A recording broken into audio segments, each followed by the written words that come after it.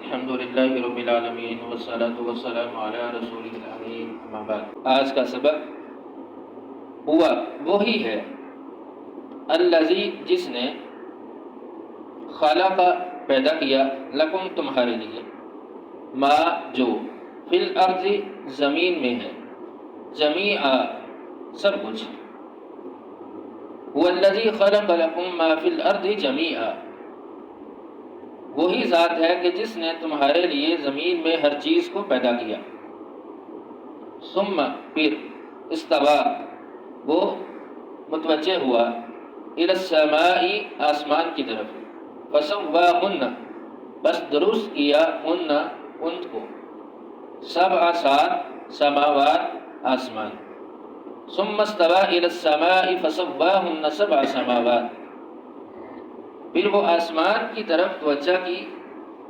اور سات آسمان کو درست کر دیا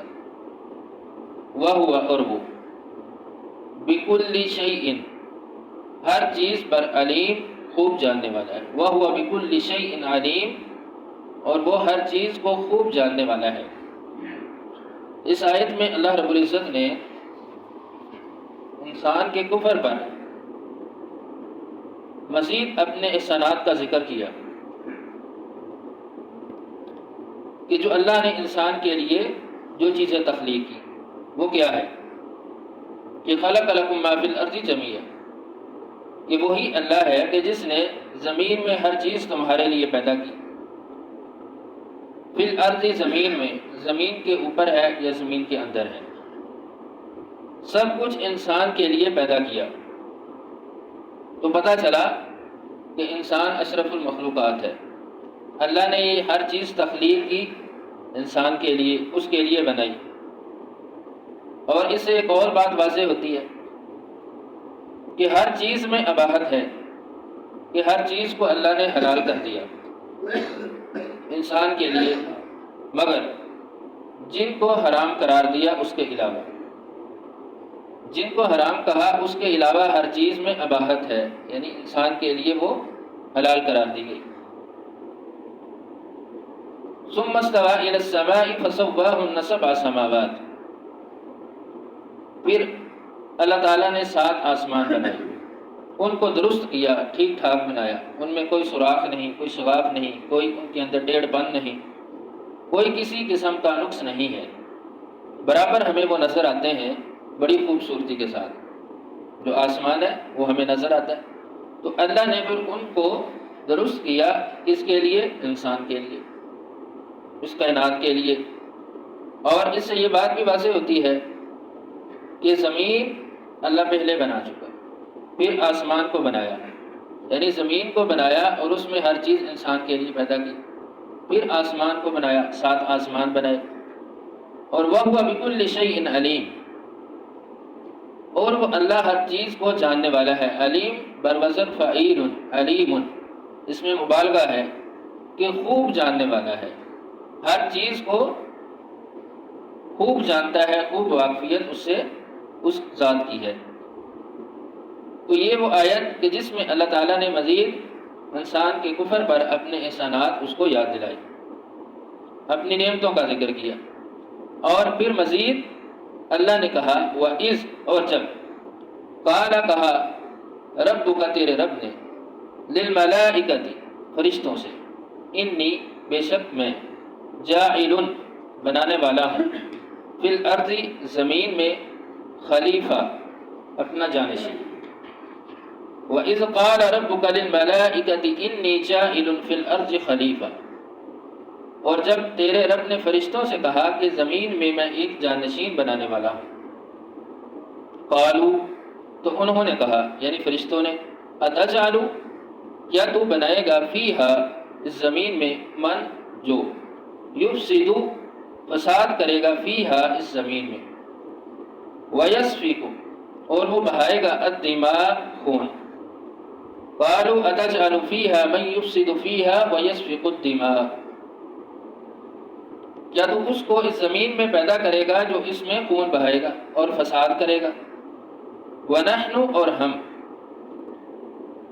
نُسَبِّحُ ہم تسبیح کرتے ہیں بِحَمْدِکَ تیری حمد کے ساتھ، وَنُقَدِّسُ اور ہم پاکیزگی بیان کرتے ہیں لَکَ تیرے لیے. فرشتے کہتے ہیں وَنَحْنُ نُسَبِّحُ بِحَمْدِكَ وَنُقَدِّسُ لَكَ کہ ہم تیری حمد کے ساتھ تسبیح اور تقدیس کرتے ہیں.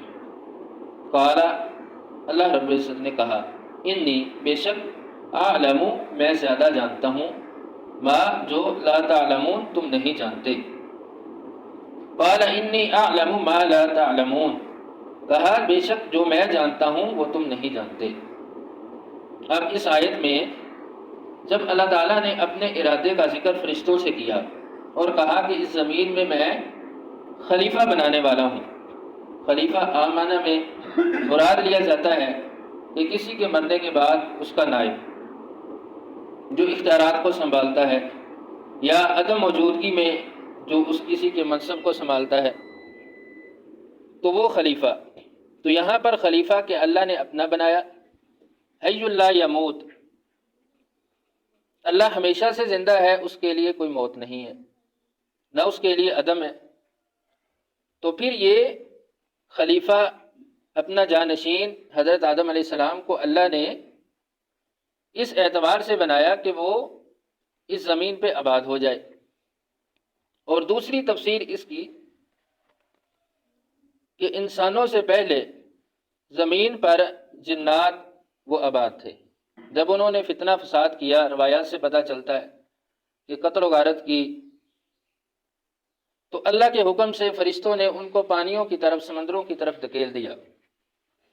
تو پھر ان کی جگہ انسان کو اللہ نے بیچا، پیدا کیا، تو ان کا جانشین یعنی خلیفہ بنا دیا. تو جب اللہ نے اپنا ارادہ فرشتوں سے ظاہر کیا تو انہوں نے کہا قالوا اتجعل فیہا من یفسد فیہا ویسفک الدماء. یہاں پہ فرشتوں نے سوال کیا کیا تو ان کو بنائے گا جو یہاں پہ فساد کریں گے، خون بہائیں گے؟ کیا یہ فرشتوں کا اعتراض تھا؟ نہیں، بلکہ فرشتوں نے یہ سوال کیا ہے اللہ کی حکمت کو معلوم کرنے کے لیے کہ ان کو کیوں پیدا کیا جائے گا. حالانکہ فرشتے یہ دیکھ چکے تھے، کیونکہ انسان کو خلیفہ بنایا، خلیفہ با اختیار ہوتا ہے. وہ یہ سمجھتے تھے کہ یہ با اختیار ہے، یہ ظلم کرے گا، فساد کرے گا، قتل و غارت کرے گا. تو انہوں نے یہ اللہ سے سوال کیا، کیونکہ جو با اختیار ہے وہی ظلم کرتا ہے، وہی فساد کرتا ہے. جو کمزور ہے وہ کچھ نہیں کر سکتا. تو یہ حکمت معلوم کرنے کے لیے کہ کیا تو ایسے لوگوں کو یا مخلوق کو پیدا کرے گا جو زمین میں فساد کریں گے، یہ سب کچھ کریں گے. اب بظاہر دیکھا جائے تو یہ بات تو فرشتوں کی صحیح نظر آتی ہے. ہم دیکھتے ہیں ہر طرف فتنہ فساد، قتل و غارت کس طرح برپا ہے. لیکن اس میں اللہ کی حکمت ہے کہ اللہ نے انسان کو پیدا کیا اور صرف ایسے لوگ پیدا نہیں کیے جو اس طرح کے کام کرتے ہیں، فتنہ فساد کرتے ہیں، بلکہ اللہ نے انبیاء، صالحین، شہداء، صدیقین وہ لوگ بھی پیدا کیے. تو کمال اس چیز میں نہیں ہے کہ جیسے فرشتوں کو اللہ نے بنایا صرف اپنی عبادت کے لیے، اور وہ ان کے اندر کوئی خواہشات نہیں ہے، کوئی حاجات اور ضرورت نہیں ہے، وہ صرف فقط اللہ کی عبادت کرتے ہیں، اللہ کی تسبیح بیان کرتے ہیں. اب انسان کو اللہ نے با اختیار بنایا، اس میں خواہش رکھی، ضرورتیں رکھی. اب یہ ان چیزوں کو چھوڑ کر یعنی فتنہ فساد، اپنے نفس کی بات کو چھوڑ کر اللہ کے احکامات کو مانے گا، اللہ کی بات کو مانے گا، تو اصل کمال اس میں ہے. تو اللہ نے انسان کو پیدا کیا. فرشتوں نے پھر کہا وَنَحْنُ نُسَبِّحُ بِحَمْدِكَ وَنُقَدِّسُ لَكَ. اگر بات صرف عبادت کی ہے، تیری تسبیح کی ہے، وہ تو ہم صبح شام کرتے ہیں، تیری تسبیح، تیری تقدیس بیان کرتے ہیں. تسبیح کیا ہے؟ تسبیح کہ اللہ کے لیے وہ تعریفیں جو اللہ کی ذات کے شان شیان ہیں، اس میں کوئی نقص نہیں ہے، کوئی عیب نہیں ہے، کوئی کمزوری نہیں ہے. تقدیس کیا ہے؟ اللہ کی پاکیزگی کہ اللہ میں کوئی احتیاج نہیں، اللہ کسی کا محتاج نہیں. اور یہ شرک کی جو نجاست ہے، اللہ کی ذات اس سے پاک ہے، اس کے لیے کوئی شرک نہیں، کوئی اس کا شریک نہیں. یہ تسبیح تقدیس ہے جو صبح و شام فرشتے اللہ کے لیے کرتے ہیں. پھر اللہ رب العزت نے اجمالی طور پہ فرشتوں کے اس سوال کا جواب دیا اور کہا کہ قال انی اعلم ما لا تعلمون کہ میں وہ جانتا ہوں جو تم نہیں جانتے. یہاں سے ایک اجمالاً یہ بات بھی واضح ہوتی ہے کہ علم غیب صرف اللہ کی ذات کو ہے، یعنی علم ہر چیز کا اللہ کو ہے، اور اس کے علاوہ فرشتے بھی یہ بات نہیں جانتے تھے تب تک کہ جب تک اللہ رب العزت نے اپنا ارادہ ان کے ساتھ شیئر نہیں کیا، فرشتوں کو نہیں بتایا کہ میں انسان کو پیدا کرنے والا ہوں۔ تو یہ علم غیب اللہ کی ذات کے علاوہ کسی کے پاس نہیں ہے، تو اس سے یہ بات بھی واضح ہوتی ہے۔ تو اس کے بعد آنے والی آیات میں اللہ رب العزت نے پھر مزید تفصیل سے فرشتوں کا جو سوال تھا اس کا جواب دیا ہے، وہ انشاءاللہ کل پڑھیں گے۔ سبحان ربک رب العزت عما یصفون وسلام علی المرسلین والحمد للہ رب العالمین۔